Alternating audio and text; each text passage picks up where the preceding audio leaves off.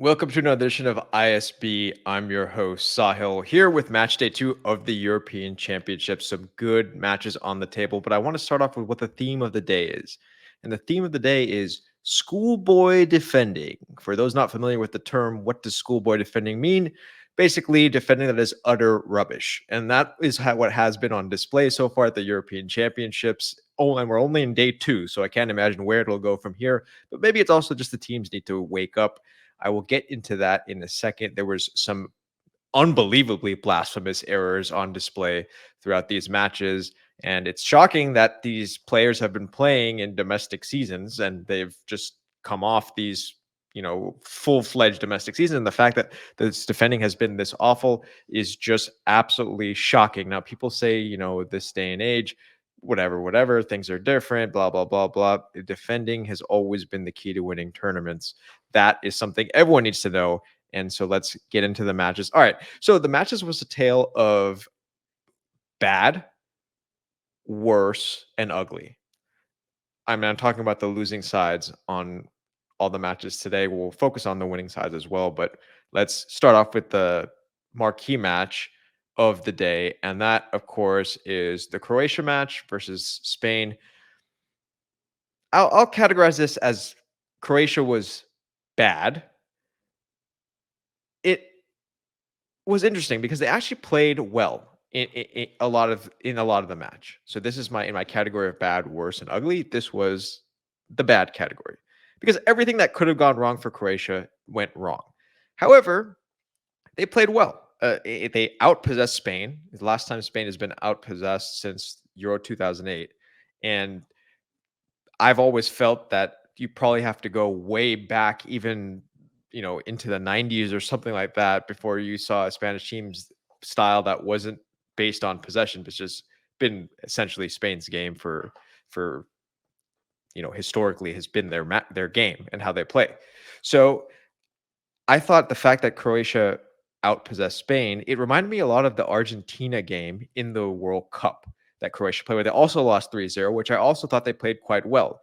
You saw them do some fantastic technical passing, and Croatia is always very skilled on the ball, plays very similarly to Spain. In fact, their styles are very similar based on possession, very technically sound players. And, the midfield was bossing as it usually did, but you cannot win when your defending is this poor. That happened in that World Cup semifinal against Argentina, and it's happened again in the match today. So in that match, Croatia was playing well, and then Julian Alvarez gets a goal. And after that, the whole thing starts falling apart. If you remember a very famous situation where Guardiola was beaten by Messi, and that was the icing on the cake at the 3-0. A similar situation here where Alvaro Morata was on a one-on-one for the first goal, excuse me. And the other goals were people just staring, Luka Modric swinging his foot half-heartedly on the second goal. And it was just an atrocious goal to allow right before the half. And no matter how well you play and how good the intricacies of how Croatia played, they had tons of chances which they didn't put in the back of the net. So everyone is saying, okay, well, it could have been 3-3. But the nature of football is this, is you cannot allow such slack goals. I know everyone makes mistakes and there's defensive errors here and there, and that's okay for one. I'd say one goal, okay. If you're in a terrible match, maybe two. Maybe you'll allow 2 goals. But to allow 3 goals that are just blatant defensive errors is just not acceptable at this level. And Croatia themselves will know that this was a day that they weren't up to par. Obviously, nothing going according to their plan. They missed a penalty. They got the goal they scored was disallowed because of encroachment on the penalty. So just a comedy of errors from the Croatian perspective. I do want to talk about one incident. I do think Rodri should have been sent off. I know technically, according to the rule, it was okay. It seemed like he knew what he was doing there. I understand it wasn't a cynical challenge like the one we saw yesterday from the Scottish defender, but I think he in his mind, he knew what he was doing there because he was the last defender, and otherwise the player is going to score. So I think they got a little lucky. Spain got a little lucky with that. I actually don't think that Spain's performance was that good. I know that's shocking to say on a day that they win 3-0. The fact that they were outpossessed is absolutely horrible for Spanish football, in my opinion, because I didn't feel like they played their style of football. They got lucky with the goals and they were able to capitalize and they were very clinical. But they ceded a lot of possession and they were under a lot of pressure, frankly. And Croatia on another day would have scored all those goals. So I think this made Spain look a lot better than they actually are and made Croatia look a lot worse than they actually are. That, of course, is my opinion. If you have different opinions, let me know in the comments. But that was my takeaway. I think Croatia will be fine moving forward. And I think, again, as I said with Germany, you have to temper expectations for Spain moving forward because I don't think this is an indicative performance. They just, they had a good match, and I think you got to give credit where credit's due for Spanish fans out there. I think you should be excited about this team, but like I've said, it's always been, in my opinion, one of the top teams in the tournament. But I thought that is a little bit harrowing because I didn't see a definitive style that was being played on the field today.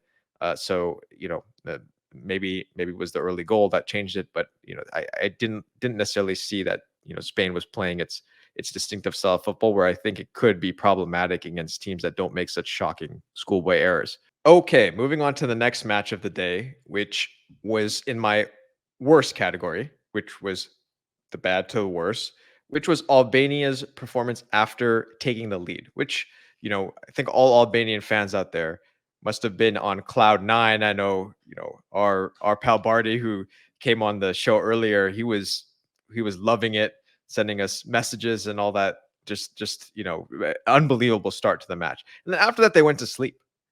I mean, Albania after that basically backed away and made some atrocious defensive errors as well. On the second goal, basically they just passed to Barella and said, "Here you go. Here's a chance to take the lead again." And it was just shocking to me after you go ahead like that, and instead of a confidence booster, it basically they just pulled back and just let Italy boss the midfield and do whatever they want, right? And I do think in the second half, it was much better for Albania. They made some subs and they were much more compact, which I think, helped to make it a very competitive match.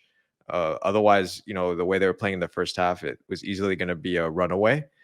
And I think that was probably the wake up call that said, okay, this is more how we need to play. Because on the very last chance in the match, Munaj actually had a chance to equalize if it wasn't for a great save by Donnarumma, which they should have given for a corner kick. But that, when you stay in matches by being tighter in terms of not giving so much space and ceding so much space to these teams, it actually makes for a competitive tournament match. So I think from an Albanian perspective, it's unfortunate that after taking the early lead, they played so poorly in the first half.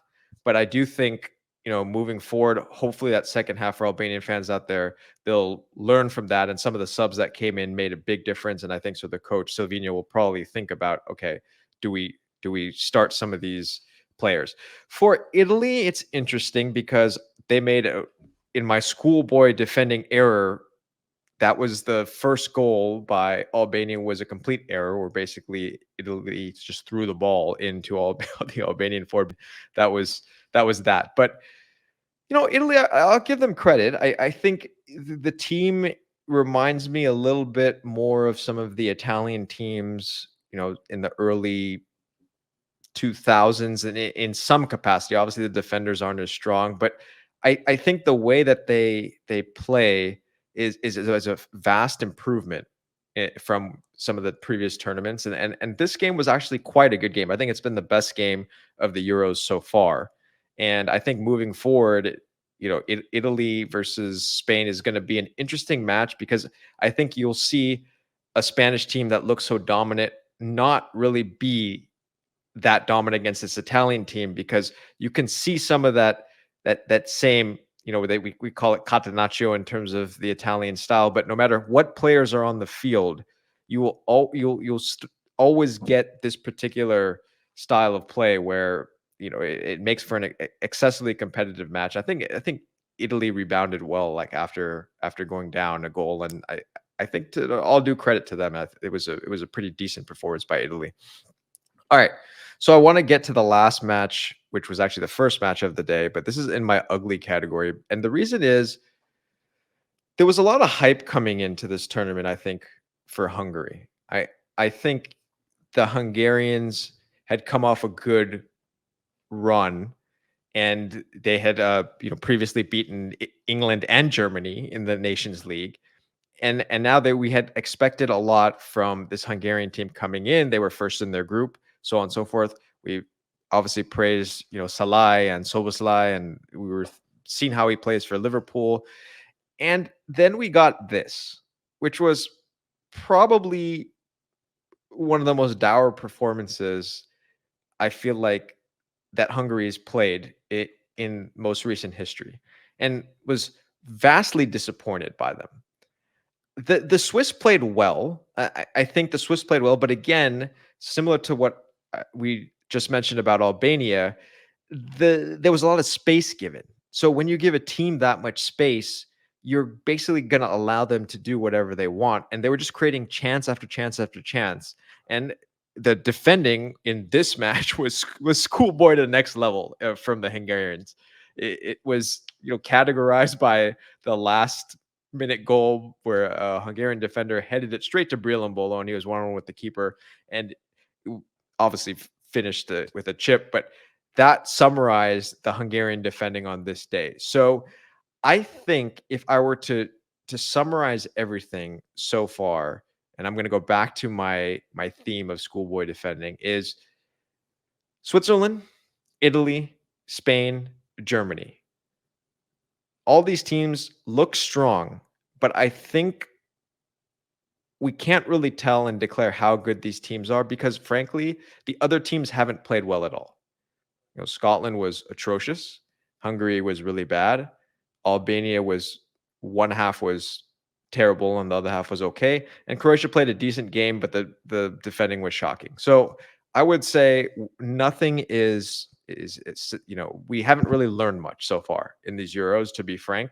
Maybe other people have a different opinion. I'd love to hear your opinions in the comments. But regardless, football is back. We're excited. It's been fun. If you've been enjoying these videos, please subscribe to the channel. We will come back to you tomorrow with more action from the Euros. Hopefully we get some better defending because I think that'll make for some exciting matches.